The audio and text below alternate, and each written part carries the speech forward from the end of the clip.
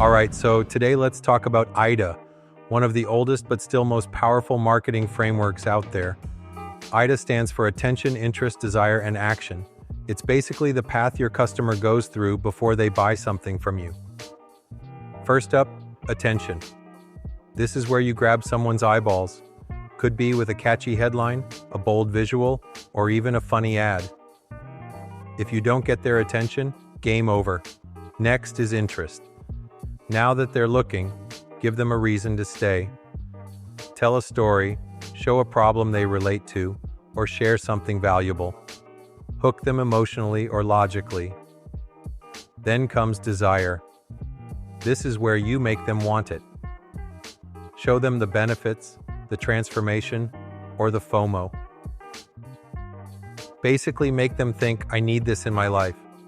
Finally, action. Tell them exactly what to do next. Click the link, buy now, sign up, whatever it is, make it clear and easy. If your content isn't guiding people through these 4 steps, chances are you're losing them.